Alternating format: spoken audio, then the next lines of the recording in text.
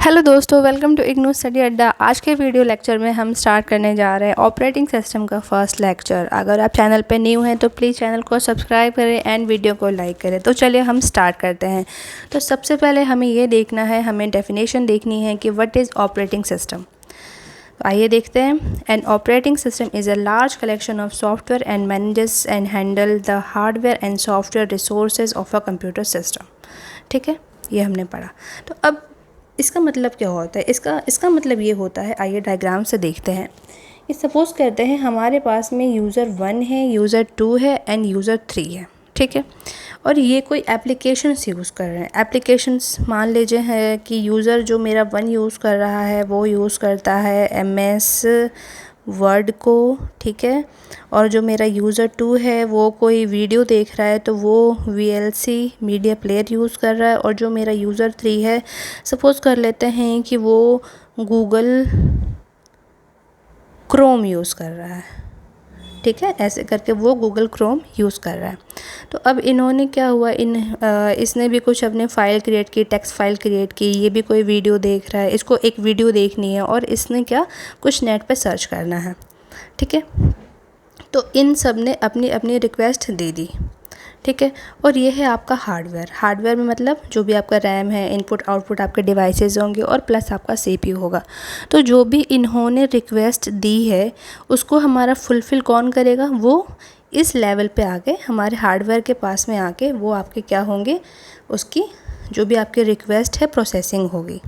तो एप्लीकेशन से और हार्डवेयर तक लाने का काम आपका ऑपरेटिंग सिस्टम करता है। ठीक है, जो भी आपके रिक्वेस्ट हैं तो वो एप्लीकेशन से हार्डवेयर तक लेके आने का काम आपका ऑपरेटिंग सिस्टम करता है। ठीक है, ऑपरेटिंग सिस्टम क्या होता है? तो ये आपका कलेक्शन है किस चीज़ का? सॉफ्टवेयर्स का। तो किस टाइप के सॉफ्टवेयर भी आपके 2 टाइप के होते हैं। एक आपका सिस्टम सॉफ्टवेयर होता है और एक आपका एप्लीकेशन सॉफ्टवेयर होता है। ठीक है, तो सिस्टम सॉफ्टवेयर में आपके कौन कौन से आ जाते हैं?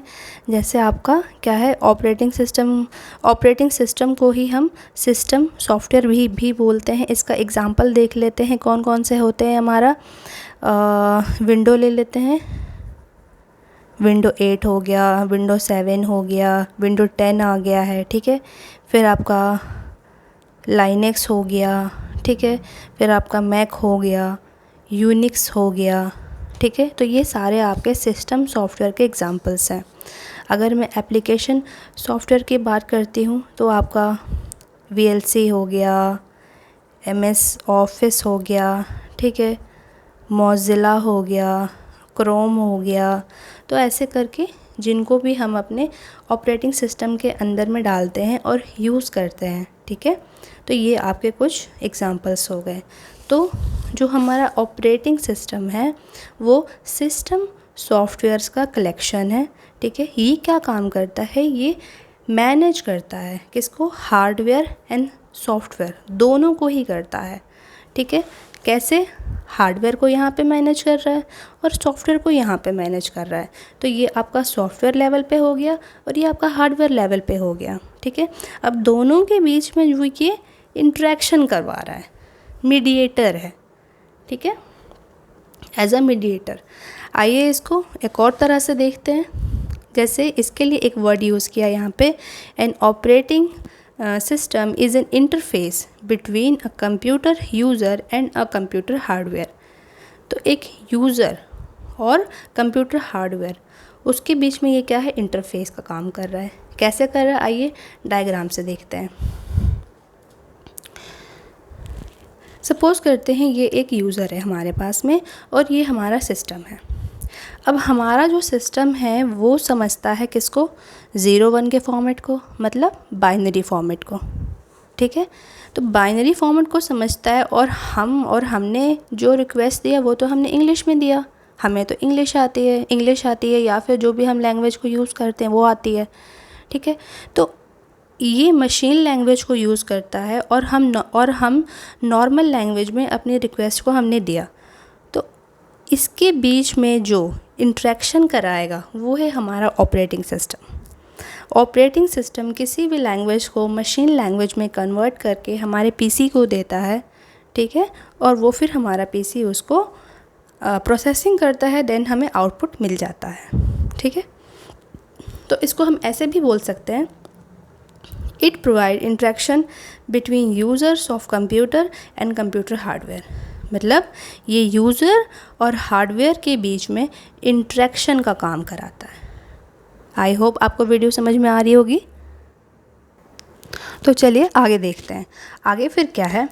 An operating system is responsible for managing and controlling all the activities and sharing of computer resources। इसका मतलब क्या हुआ कि जो आपका ऑपरेटिंग सिस्टम है, ठीक है, आपका जो ऑपरेटिंग सिस्टम है वो पूरा का पूरा मैनेज करता है और कंट्रोल करता है किसी भी एक्टिविटी को जो भी आप शेयर कर रहे हो कंप्यूटर से, ठीक है। कैसे? देखिए, अगर आपने डेटाबेस ओपन किया हुआ है, आपने कोई एप्लीकेशन सॉफ्टवेयर है, ठीक है, तो ये सारे आपके एप्लीकेशन सॉफ्टवेयर के एग्जांपल्स है। लाइक आपने डेटाबेस ओपन किया हुआ है, आपने कोई इंटरनेट का browser like Mozilla, Chrome, safari आपने इस्तेमाल किया हुआ है, या फिर आप गेम खेल रहे हो, तो ये सारे एप्लीकेशन सॉफ्टवेयर्स हैं। तो आप इनमें किसी को भी यूज़ कर रहे हो, तो अब इसको मैनेज करना और कंट्रोल करना, वो सारा का सारा काम किसका है? ऑपरेटिंग सिस्टम का है। ऑपरेटिंग सिस्टम को हम सिस्टम सॉफ्टवेयर या यूटिलिटी सॉफ्टवेयर भी बोलते हैं, ठीक है। और ये हार्डवेयर से हमारा क्या वो करता है? कनेक्ट कराता है, ठीक है। तो ये जो भी हम यूज़ कर रहे हैं उसको हार्डवेयर तक लेके जाने का काम हमारा ऑपरेटिंग सिस्टम करता है। आगे देखते हैं। An operating system is a low level software that include all basic functions like memory management, error detection. तो इसके साथ ही जो आपका ऑपरेटिंग सिस्टम है वो मेमोरी मैनेजमेंट का सारा काम करता है, लाइक मेमोरी को एलोकेट करना। फिर अगर आपने उस चीज़ को यूज़ कर लिया, अब उस जो आपने सेव किया था उसकी नीड नहीं है, उसकी रिक्वायरमेंट नहीं है, तो वो फिर मेमोरी को क्या डी एलोकेट भी करता है। मतलब जो भी चीज़ आपने उसको सेव की हुई है उसको फिर वहाँ से वो डिलीट भी कर देगा। एरर डिटेक्शन का काम करता है। अगर आप किसी तरह का कोई टास्क परफॉर्म कर रहे हो, उसमें कुछ एरर आता है तो वो उसको भी डिटेक्ट करता है। तो यहाँ पे हमने देखा कि ऑपरेटिंग सिस्टम के बारे में बेसिक चीज़ें क्या थी, ठीक है। अब हम एक ये भी क्वेश्चन सपोज़ कर लेते हैं कि सपोज़ करते हैं कि हमारे पास ऑपरेटिंग सिस्टम नहीं था, देन हम कैसे करते थे? अभी तो हमें दिख रहा है कि है हमारे पास में यूनिक्स है, लाइनक्स है, विंडोज़ के कितने सारे वर्जन हैं, ठीक है। इफ़ वो नहीं था देन कैसे होता था?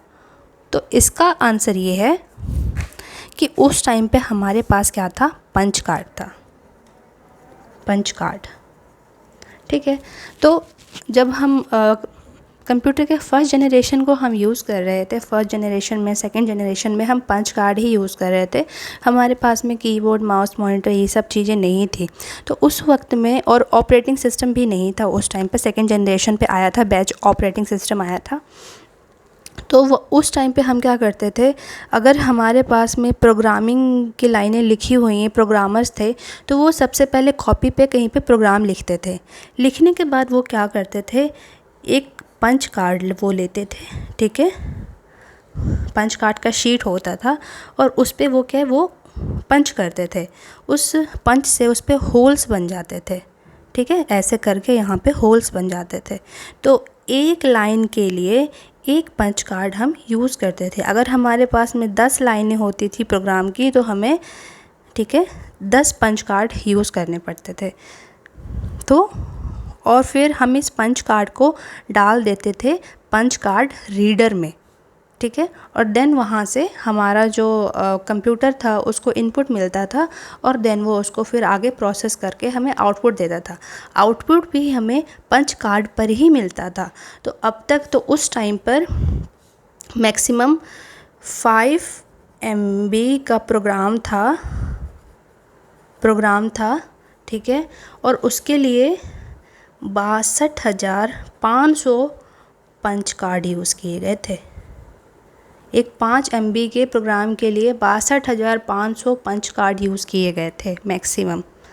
तो आप सपोज़ कर सकते हो कि उस टाइम पे हमारे पास में कोई ऑपरेटिंग सिस्टम नहीं था, तो इनपुट देना कितना टफ़ था, ठीक है। अगर हमें एक नॉर्मल सा वीडियो भी चलाना पड़ता था तो उसके लिए हमें बहुत ज़्यादा टास्क करने पड़ते थे। आपको स्क्रीन भी देखना पड़ता था, आपको फिर इनपुट देने पड़ते थे, मतलब बहुत सारे टास्क करने पड़ते थे, तब जाके आप एक काम कर पाते थे, ठीक है। तो ऑपरेटिंग सिस्टम आने से क्या हुआ, हमारा जो टास्क है, हमारा जो काम है, वो बहुत ज़्यादा कन्वीनियंट हो गया। अब तो बस सिर्फ हम इस पे टाइप करते हैं और हमें उसका रिज़ल्ट मिल जाता है। तो आई होप दोस्तों आपको ये आज का वीडियो लेक्चर अच्छा लगा होगा। प्लीज़ अगर अच्छा लगा हो वीडियो तो इसको लाइक करें और शेयर करें। Thank you.